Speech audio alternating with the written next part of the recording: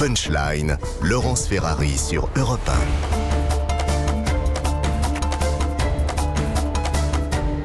Bonsoir à tous et bonsoir à toutes. Bienvenue dans Punchline sur CNews et sur Europe 1. Pas de pénurie dans les stations-service, mais des tensions dans l'approvisionnement. C'est ce que confirme le porte-parole du gouvernement Olivier Véran.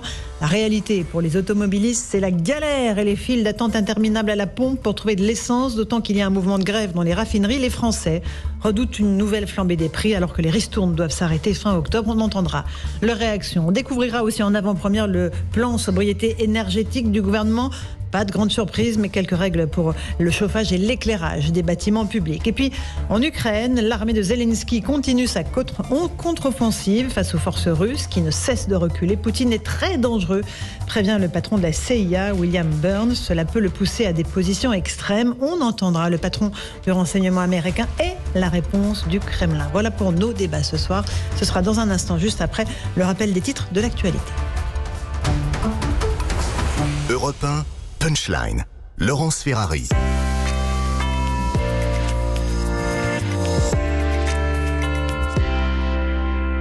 Il est pile 18h, bienvenue si vous nous rejoignez à l'instant sur Europe 1 et sur CNews. La lutte contre le crack à Paris, le campement de Forceval a été évacué ce matin par la police. Une centaine de consommateurs étaient rassemblés depuis plus d'un an dans ce square situé dans le 19e arrondissement. Mais les riverains restent sceptiques concernant l'efficacité de l'opération. Écoutez Mélinda Bernardo du collectif 93 Anti-Crack.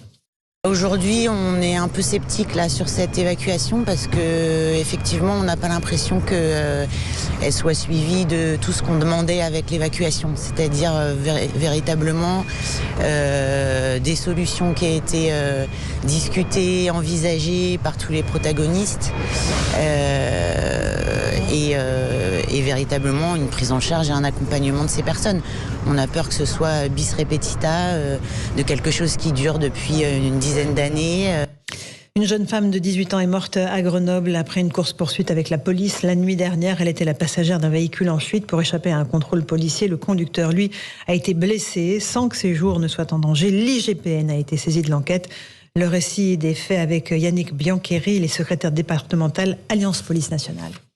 Les collègues ont décidé de contrôler un véhicule qui avait un comportement particulier. Donc, pour être clair avec vous, il était arrêté très loin d'un feu, au milieu de la route. Donc, ils ont décidé de le contrôler. Celui-ci, quand il a vu le véhicule de police arriver vers lui, a pris tous les risques pour échapper à la police.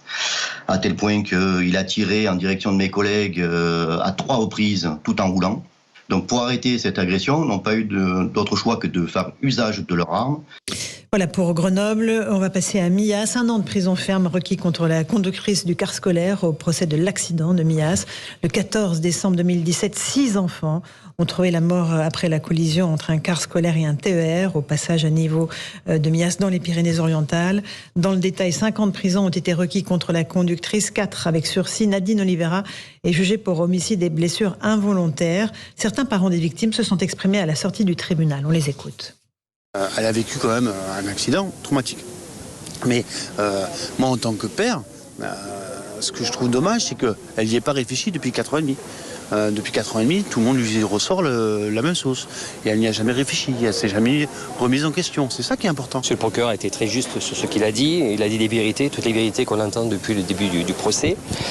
Je pense que Mme Oliveira, soit elle est dans le déni, il a bien expliqué, soit elle est dans le mensonge. Je pense que peut-être aussi un peu dans le mensonge par rapport à la défense. Je pense que c'est terminé, on ne verra plus Mme Oliveira. Je ne pense pas qu'elle va s'excuser, je ne vois pas comment elle pourrait le faire maintenant. On est à la fin du procès, par la suite on ne la verra plus.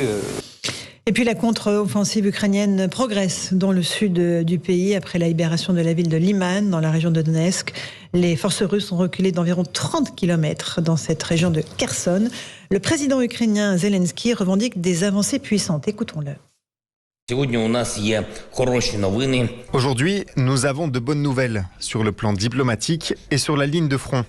Tout d'abord, l'armée ukrainienne progresse assez rapidement et puissamment dans le sud de notre pays dans le cadre de l'opération de défense actuelle. Des dizaines de localités ont déjà été libérées du faux référendum russe, rien que cette semaine, dans les régions de Kherson, Kharkiv, Lugansk et Donetsk. Nos guerriers ne s'arrêtent pas et ce n'est qu'une question de temps avant que nous chassions l'occupant de toutes nos terres. Voilà pour Volodymyr Zelensky. On reparlera de l'Ukraine tout à l'heure. On entendra le patron de la CIA qui se fait très inquiet, qui est très inquiet à propos de l'état d'esprit de Vladimir Poutine, qui selon lui est très dangereux. Mais d'abord, on va parler de la pénurie sur le front de l'essence. Il ne vous a pas échappé qu'il y a des files d'attente devant certaines stations, Total évidemment, parce qu'il y avait une ristourne supplémentaire. On va tout de suite écouter les réactions des automobilistes recueillies par Jean-Laurent Constantini. Ils font beaucoup de patience pour faire son plein en ce moment. J'ai fait 2 stations avant de venir à celle-ci. Il y a Esso de l'autre côté, il n'y a pas d'essence, il n'y a pas une goutte d'essence, pas une goutte de diesel. Total, c'est pareil. C'est Total de l'autre côté qui m'a envoyé, chez qui je vais d'habitude, qui m'a envoyé là. Les autres stations commencent aussi à être vides. Là, moi, ça fait 20 minutes que je suis là. J'étais vers le 94, il n'y a plus rien. Il n'y a plus rien. Ouais. Et ça fait une bonne trentaine de minutes, voilà les klaxons. Moi je suis en scooter, j'attends un ami qui est coincé avec sa voiture. Lui il en a pour une demi-heure, je l'appelle en disant que c'était pas possible. Voilà pour cette situation avec la crainte de la pénurie, parce qu'en réalité, effectivement, je salue l'arrivée de Gaspard Gonzer, enseignant à Sciences Po. Bonsoir à vous. Bonsoir. On est avec Karim Zeribi, consultant CNews. On est avec notre ami Geoffroy Lejeune, directeur de la rédaction de Valeurs Actuelles, et Joseph Massescaron, écrivain. Il y a une forme de panique qui s'empare des automobilistes, en tout cas en région parisienne. Ils ont peur qu'il y ait de la pénurie, donc tout le monde se précipite dans les stations essence, pas seulement Total, donc on l'a vu. Et il y a un espèce de phénomène psychologique qui s'enclenche, Gaspard Gonzer. C'est exactement ce qu'on appelle une prophétie auto-réalisatrice. On a peur de manquer de quelque chose, donc on crée soi-même la pénurie. Ça arrive parfois dans le domaine bancaire pendant les crises économiques, et là ça arrive dans le domaine énergétique. J'espère que les esprits vont se calmer et se raisonner, parce que là, c'est vrai que la situation est un peu absurde et angoissante, j'imagine, pour les gens qui pensent ne pas pouvoir avoir d'essence. Et ça pose des questions plus larges et plus fondamentales. La question de la raréfaction de l'accès à l'énergie. On commence à comprendre, à l'occasion de ces crises multiples, que l'énergie n'est pas illimitée, que ça soit le carburant, que ça soit l'énergie pour se chauffer, l'énergie pour s'éclairer. Et ça peut peut-être nous interroger aussi sur la façon dont on a composé notre mix énergétique, la façon dont on consomme. Absolument. Et on y reviendra sur cette question de l'énergie.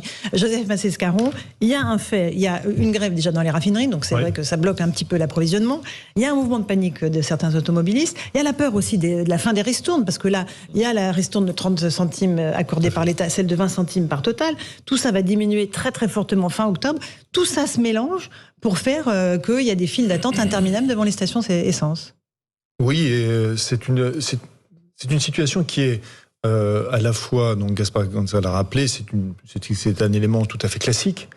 Et en même temps, c'est un élément classique auquel il faut faire bien sûr attention, puisque c'est un élément symbolique. La pénurie d'essence, ça signifie quelque chose dans nos sociétés. C'est comme des périodes de pénurie de pain ou de pénurie de farine. Donc c'est quelque chose qui est difficile à comprendre. Les personnes, nos concitoyens ont en plus pris cette idée et qu'ils mêlent avec l'idée, à force d'être répétée, que nous sommes en guerre, que c'est une économie de guerre, donc qui dit économie de guerre dit forcément pénurie, donc forcément la nécessité de se ravitailler au plus vite. Et ce sont ces éléments-là qui constituent en effet un cocktail qui peut être dangereux. Effectivement. Geoffroy Lejeune, on peut arriver à une situation qui s'aggrave au fil des semaines avec... On a appris que l'OPEP allait réduire encore sa production de pétrole, donc évidemment les prix de l'essence vont continuer à flamber et il y aura de moins en moins de ristournes sur l'essence. En fait, même si c'est un problème de psychologie des masses ou des foules, ça reste un problème quand même. Moi, je rebondis sur l'argument de Joseph, c'est-à-dire celui de la peur. Je pense que c'est devenu un des derniers arguments pour manager un pays, parce qu'on est dans une société où nos gouvernants estiment qu'il faut manager la France, que c'est une start-up, etc. Et en fait, ce qui marche, la seule chose qui marche, depuis le Covid, ça a été expérimenté et ça a très bien fonctionné, c'est le management par la peur, c'est-à-dire, en effet, l'utilisation répétée du mot guerre et du champ lexical de la guerre, etc. Emmanuel Macron, alors que nous ne sommes officiellement pas en guerre contre la Russie, a utilisé à un moment donné sa langue un peu fourchée en reparlant de guerre, etc. Donc vous finissez par installer le climat selon lequel on est en guerre, et en effet la pénurie vient s'ajouter à ça. C'est drôle, on n'a jamais autant parlé de moutarde que ces dernières semaines, parce qu'il y avait une pénurie de moutarde qui a priori n'avait pas grand-chose à voir avec le conflit entre la Russie et l'Ukraine. Mais mine de rien, vous avez vécu quand même des choses. La génération qui en ce moment vit sur Terre, enfin qui compose l'humanité, n'était pas préparée à vivre un confinement, n'était probablement pas préparée à revivre une menace nucléaire comme celle d'il y a 50 ans au moment de la guerre froide. Et pour toutes ces raisons-là, vous ajoutez à ça le sentiment de paupérisation, vous ajoutez à ça parfois même un peu la tiers-mondisation, la disparition des services publics, toutes ces choses dont on parle quand même de manière un peu larvée depuis une dizaine d'années dans le débat public. Et je ne vois pas comment vous pouvez vous en sortir bien, si vous voulez. C'est pas possible que les Français, tout à coup, enfin, en tout cas, on parlait tout à l'heure de la notion de confiance en économie qui est extrêmement importante pour relancer quelque chose. Ça ne reviendra pas tout de suite. Karim, oui, et pardonnez-moi. Joseph, à chaque fois que ça vient à moi, tu reprends la parole. Non, c'est parce que moi, je suis sur mon temps de parole. Alors, juste un petit mot de Karim avant la pause. Non, parce que je voudrais reprendre le terme du président de la République. Souvenez-vous, il avait parlé d'abondance.